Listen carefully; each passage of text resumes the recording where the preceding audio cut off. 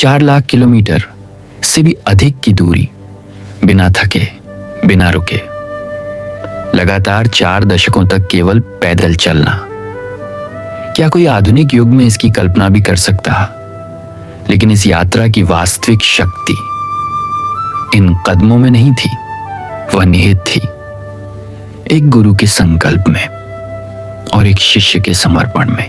एक ऐसा संकल्प जिसने असंख्य आत्माओं की दिशा बदल दी।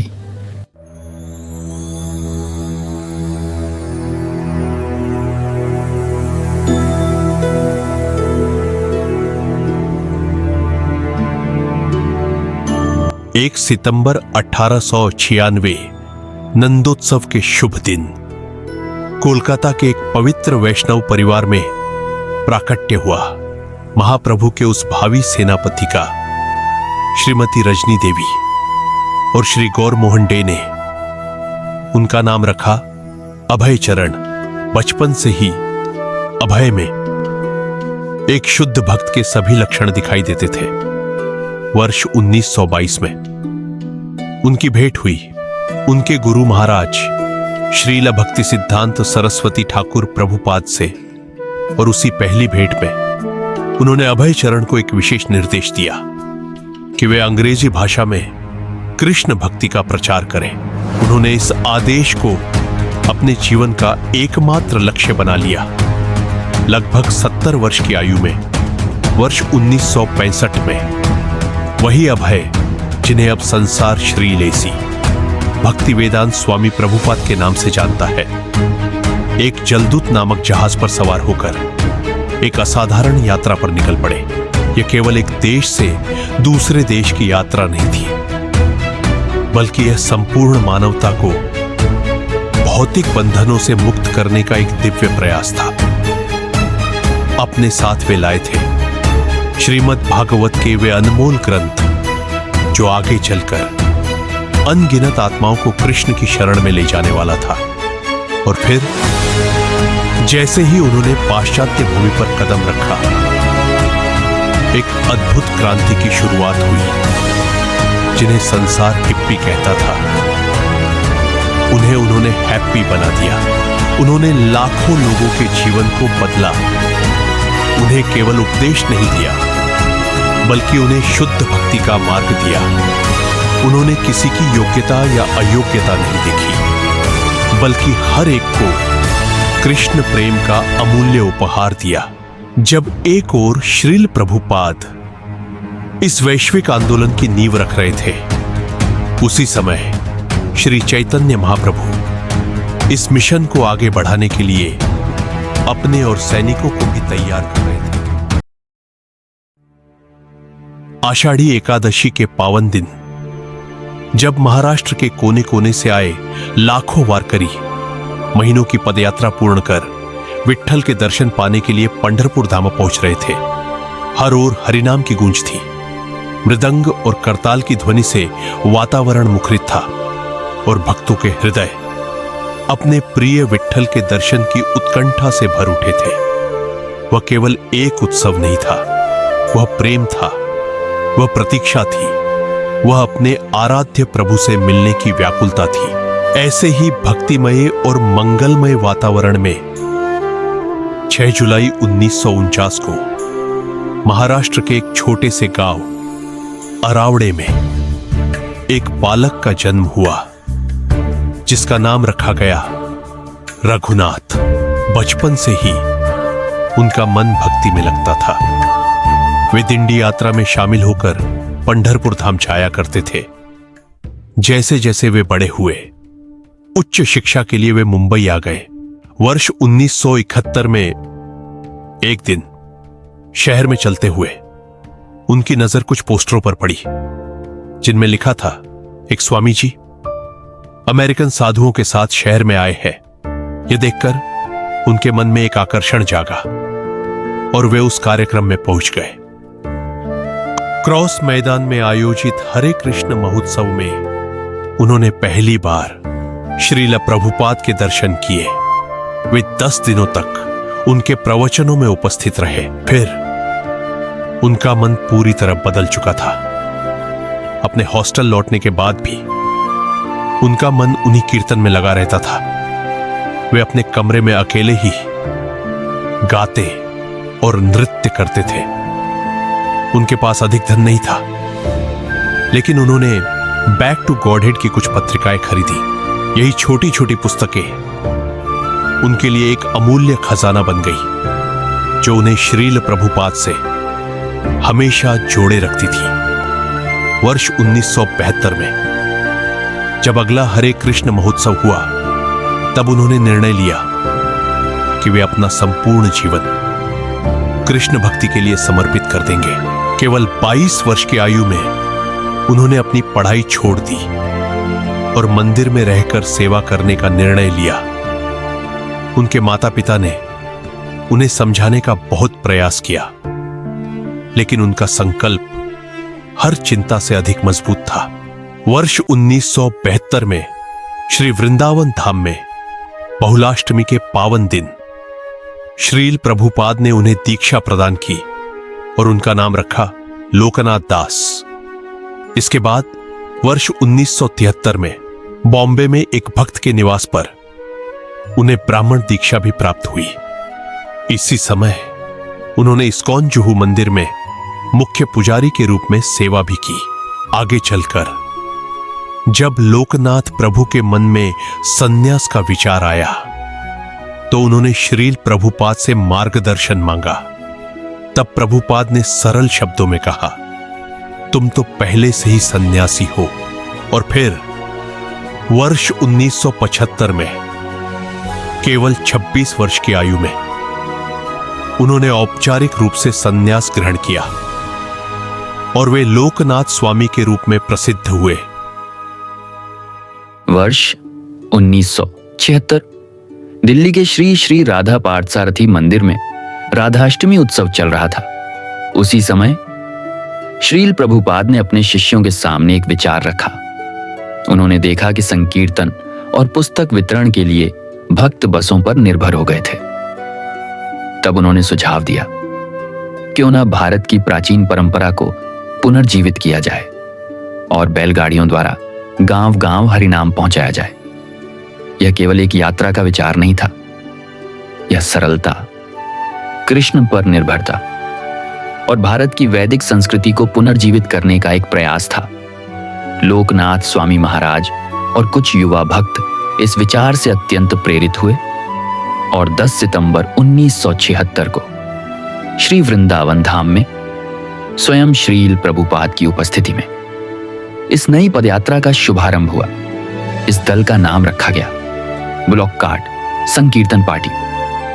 जैसे प्राचीन भारत में बैलगाड़ियां लोगों को एक स्थान से दूसरे स्थान तक ले जाती थी, वैसे ही अब ये बैल गांव-गांव कृष्ण भक्ति पहुंचाने वाले थी।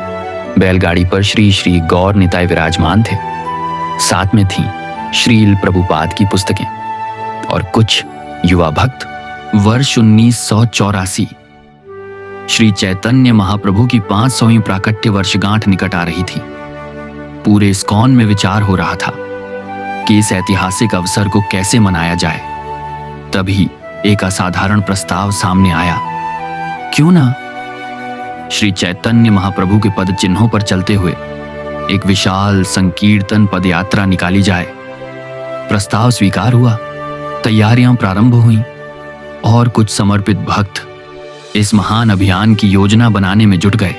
महीनों की तैयारी के बाद इस ऐतिहासिक अभियान का नेतृत्व लोकनाथ स्वामी महाराज को सौंपा गया। अब यह केवल एक पदयात्रा नहीं थी, ये एक ऐसी जिम्मेदारी थी जिसे अगले 18 महीनों तक हर परिस्थिति में निभाना था। और लोकनाथ स्वामी महाराज कुछ समर्पित भक्तों के साथ इस ऐतिहासिक अभियान के अग्रणी बनकर मार्ग पर निकल पड़े। और इस प्रकार श्री चैतन्य महाप्रभु संकीर्तन पदयात्रा का शुभारंभ हुआ। द्वारका से मायापुर तक लगभग 8000 किलोमीटर की पदयात्रा, 18 महीनों तक चलने वाला एक अद्भुत संकल्प। बहुतों को यह असंभव प्रतीत होता था, लेकिन पदयात्री चल पड़े। धूल भरे मार्ग, अनगिनत गांव, हरिनाम की गूंज और महाप्रभु का संदेश भारत के कोने कोने तक पहुंचने लगा।